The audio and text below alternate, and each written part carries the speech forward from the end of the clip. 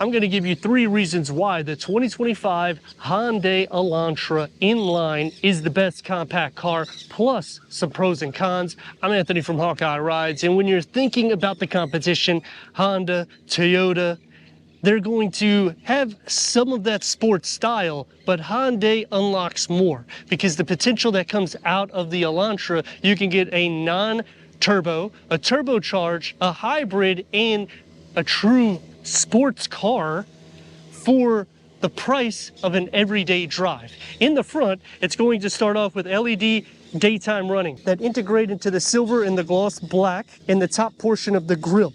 Dual LED projected headlights. Now, when you're thinking standard amenities, go into Toyota, go into Honda.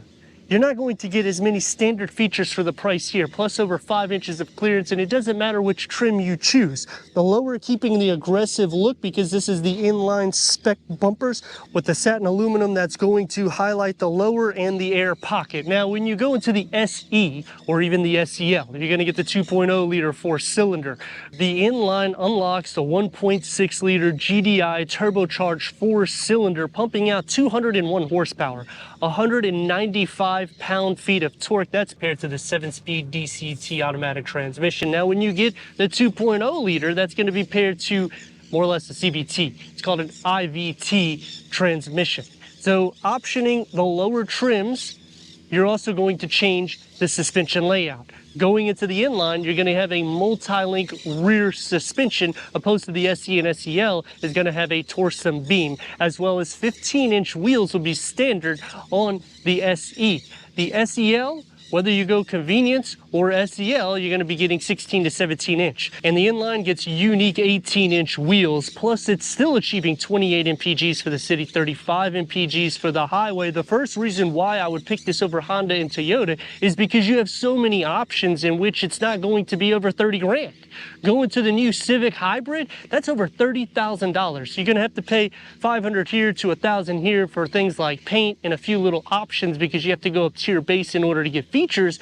But when you go Hyundai, you're not only changing trims, but you can change the whole vehicle performance and suspension, plus the interior and your specs. So when you're thinking about value, Hyundai ticks the box. Plus it has performance, and in the rear you're going to get the trunk lid spoiler with the gloss black, as well as the lower bumper because this is inline spec with dual exhaust finishers, and this is the only trim besides the N that's going to have the exhaust that is exposed.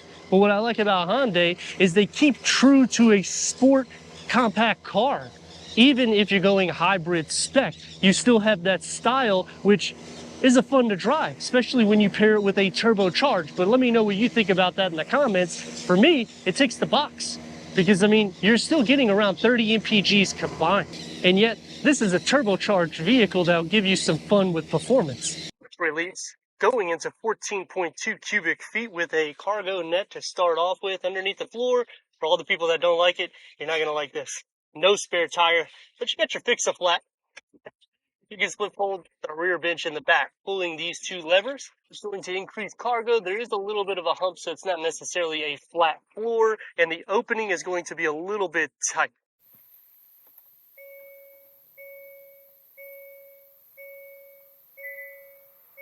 The limited trim will start with the 10-way power seat adjustment, also adding ventilated seats. When you get into the inline, you only get the heated front seats. The SEL, you can add that as a package. This is a special leatherette cloth combination sport seat with the in bolstering. Going up to the N, you'll get the microfiber inserts. For the driver-focused vehicle, headroom isn't no problem, nor is leg space, but I'm not a huge fan of the wall and the grab handle here because it really does close off the passenger. You still have sufficient room, it's just you could see where this could be an issue for leg space. As for the dash and door panel, the configurations circle in together. The SEL convenience will add this 10.25 informational display, otherwise it's a 4.2. The con that I have though is you have to go over here, go into setup in order to change the configuration by the screen layout here. to change the configuration, in which it would be a lot easier if you could do that on the steering wheel, because now you have to do it pretty much at a stoplight. 8-inch is standard on the SE. This is a 10.25. It goes into the SEL. You have Apple CarPlay, Android Auto, Sirius XM, AM, FM, streaming, Bluetooth audio. We also have physical buttons here with a turn on and off and to raise the volume. Put it into reverse. This has a reverse camera. Only the limited trim will have the 360-degree reverse camera. Click this little sub menu and you can change the layout. So you can see for towing, which I don't know what you would tow with the inline here.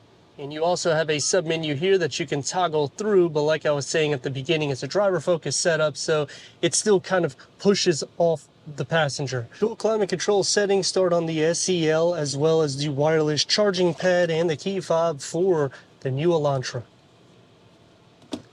In badging, you get it perforated. This is actual leather. Manual park brake. This is going to be pushed back, so it's going to be more or less like an elbow rest. You can clearly see I'm tall, so if you're shorter, you're going to be on the manual park brake. It opens up to a medium-sized storage pocket, and the steering wheel is going to be the more sporty style because it's in spec. Contrast stitch, multi-function, and the large paddle shifts, and the limited trim. When you turn your indicators, you will see that in the gauge cluster, because you have the blind spot view monitoring. Driver mode select, just push right here, and you have a simple setup, which will go for normal, sport, or smart. Those 8 speakers will be on the inline and up. And going into the door, you're gonna have the contrast stitch. It's gonna be more everyday materials. One touch up and down just for the driver window with a medium-sized storage pocket. So is this going to be better than the new Honda Civic? Well, headroom is okay. Legroom isn't bad, but the seats are not gonna be as comfortable. Cup holders with armrests, 2 USB ports, and the door panel will be stripped of the contrast stitching, but unlike the Civic, when you don't go into the full spec, you still get soft materials that just everywhere else, it's going to be every day. With storage, that's going to be a little bit smaller. Behind the back seats, there is absolutely no storage. Sliding into the center, feet space will be shared. Butt and leg space is not an issue. It's just they're a little bit more sporty. The seats and headroom is actually good. 201 horsepower. That's 54 horsepower more than the base engine trim, but it's 75 horsepower less than the true N, with 195 pound-feet of torque paired to the 7-speed DCT automatic transmission, and you're still achieving right at 31 mpgs combined. So when you're thinking about a fun vehicle and it expresses that style on the exterior, ticks the box. The second reason why I would choose this over Honda and Toyota is because on a daily use, you're still a practical compact car, but you're unlocking a turbocharged. It has over 5 inches of clearance on all trims, so it doesn't matter which way you configure this. And if you go into the N, that's actually the best ground clearance, and that's the sportiest of all of them, unlocking nearly 300 horsepower. I also like that we have full digital gauge readers, because when you go into Honda and Toyota, you're going to have to tick the box for some convenience packages, or you're going to have to go up tiers in order to get something similar to this, in which I'm not wanting a Camry, but I have the length nearly of that here. I'm not wanting to go into an Accord because the price is going to be night and day difference than this. Now, another con that will come into play is it is only a front-wheel drive configuration. It would be nice if they option an all-wheel drive, especially because this is 2025. And you're not going to have wireless Apple CarPlay or wireless Android Auto. And I understand it sounds nitpicking, but when I'm hovering around 30 grand, I do want to start seeing these features come into play, because once you go a couple grand more than that, you're going to get them standard on either Toyota or Honda. And to show you some of the performance, let's rock and roll.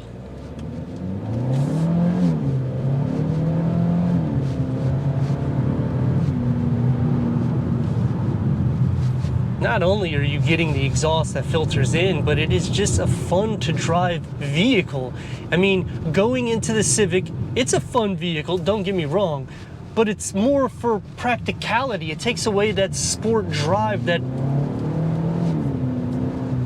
Hyundais are giving you. And it's a lot less in value with more standard features. Now, the seat comfort is not going to be as good. I will say the Civic hands down is the best of the three. But when I'm trying to get a sports compact car, I'm also understanding that the seat comfort is going to have a different bolster to it. So I do like how the inline seats are, because it kind of hugs you and contours against your body a little bit more so. I wish it had manual cushion extensions because I'm tall, but at least we get power seat adjustments, so it does help there. But then on the passenger side, a lot of these compact cars are not even offering power seat adjustments anymore. You have to go into top tiers or basically go into an Accord or a Camry or even a Sonata in order to get these features standard nowadays, which is definitely a con for me. But dynamically speaking, I mean, look at the fun that you could have with this car.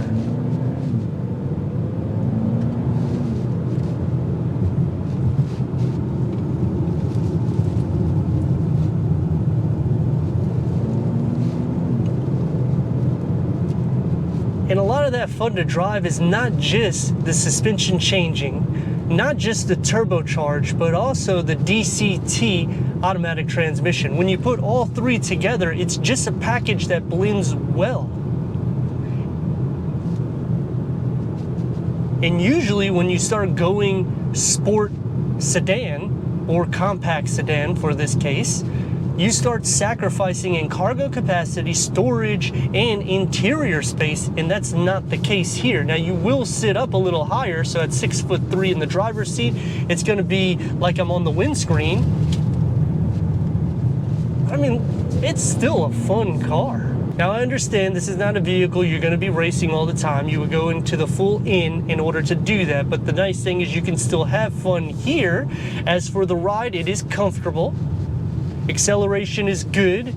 Turbo does have a little bit of lag, but because of it being paired to the DCT, it actually kind of blends a little bit better. The back seat will be a little bit uncomfortable for my liking. I will say the Civic outclasses both Toyota and Hyundai in that. And in the front, the seats are going to be the most comfortable again in the Civic. But again, you're getting a sport trim. So if you change trim, which I have a few reviews on the Elantra, it does have a different bolster set to it.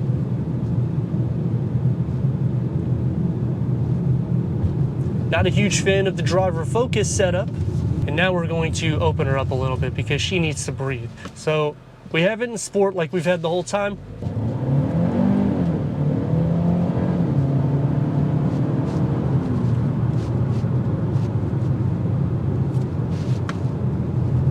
Changing it into normal mode, it's going to change the configuration a little bit. Smart will be the eco mode, which can feel a little bit more of the lag in the turbo.